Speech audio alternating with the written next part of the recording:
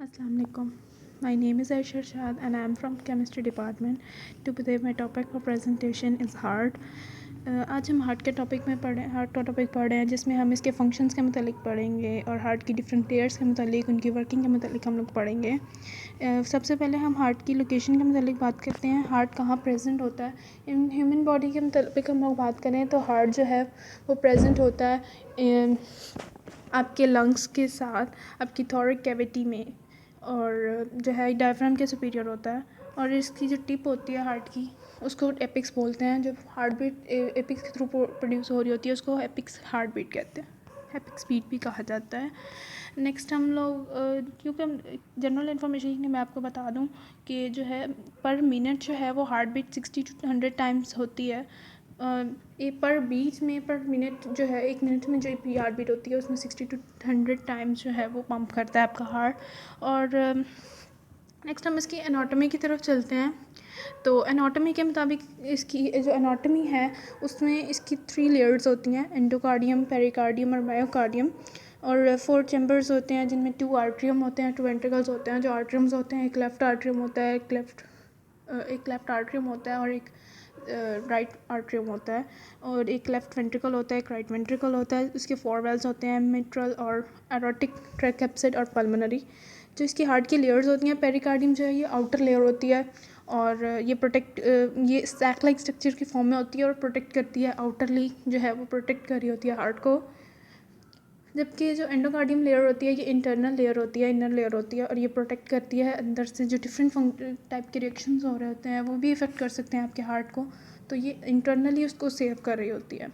और मायोकार्डियम जो है वो इससे इंटरनल एक लेयर, उनकी बिटवीन लेयर होती है एपिकार्डियम और एंडोकार्डियम के दरमियान। एपिकार्डियम जो है वो एंडोकार्डियम से ऊपर वाली लेयर है, एंडोकार्डियम उससे नीचे वाली है, इनर वाली है। और मायोकार्डियम इन दोनों के दरमियान वाली एक लेयर है जो काम अपना वहाँ पे सपोर्ट का फंक्शन दे रही होती है। जो इसके 4 चैम्बर्स हैं वो आगे आपके हार्ट को किस तरह से वो लेफ़्ट आर्ट्रियम से आगे वेल्व्स के थ्रू होता हुआ किस तरह से वो ऑक्सीनेटेड होता है डीऑक्सीजनेटेड ब्लड से, तो ये सारा प्रोसेस इन वॉल्स और चैम्बर्स के थ्रू हो रहा होता है। तो इसके फंक्शंस हार्ट के फंक्शंस में आ जाता है। सबसे इंपॉर्टेंट फंक्शंस के ये जो है वेस्ट मटेरियल्स और जो एक्स्ट्रा न्यूट्रिएंट्स होते हैं जो आपकी बॉडी को नीडेड नहीं होते उनको जो है ये एलिमिनेट करता है आपके ब्लड में से, और उसको आपके ब्लड को ऑक्सीजनेटेड ब्लड में कन्वर्ट करता है। जो ऑक्सीजनेटेड ब्लड है फिर वो आपकी पूरी बॉडी में अराउंड करता है और जहाँ जहाँ आपकी बॉडी को ऑक्सीजन की ज़रूरत होती है वहाँ वहाँ ऑक्सीजन प्रोवाइड करता है। और चैम्बर्स ऑफ हार्ट आगे उसके एक्सप्लेन किए गए हैं और उसके वेल्स को एक्सप्लेन किया गया है। तो चैम्बर्स ऑफ हार्ट का तो मैं आपको बता चुकी हूँ कि चैम्बर्स ऑफ हार्ट जो है इसमें आपके राइट एट्रियम से ब्लड होता है, वो इस तरह से ट्राइकेप्सिड वगैरह में से गुजरता हुआ आगे पास करता है, इसका प्रॉपर फंक्शन होता है वो। और नेक्स्ट हम इसके वॉल्स के मतलब पढ़ते हैं। ट्राइकेप्सिड वेल्व होता है, ये जो वेल्व होता है ये एट्रियो वेंट्रिकल वेल्व होता है, सिप्रेटेड होता है एट्रिया और वेंट्रिकल के पास, और कंट्रोल कर रहा होता है opening of left atrium and right atrium. क्योंकि इसने राइट एंट्रियम और राइट वेंट्रिकल की ओपनिंग को कंट्रोल करना होता है कि वो किस टाइम खुल रहे हैं, किस टाइम उनकी वो ज़रूरत से ज़्यादा ना खुलें और ज़रूरत के मुताबिक उस टाइम पे ही खुलें, उससे आगे पीछे ना खुलें। ये ट्राइकेप्सिड वेल्व का काम होता है, ये इसने ही कंट्रोल करना है। नेक्स्ट हम लोग चलते हैं मिट्रल वेल्व की तरफ। ये भी आर्टरी ऑफ वेंट्रिकुलर वेल्व होता है जो सिचुएटेड होता है आर्टरी और वेंट्रिकल के साथ।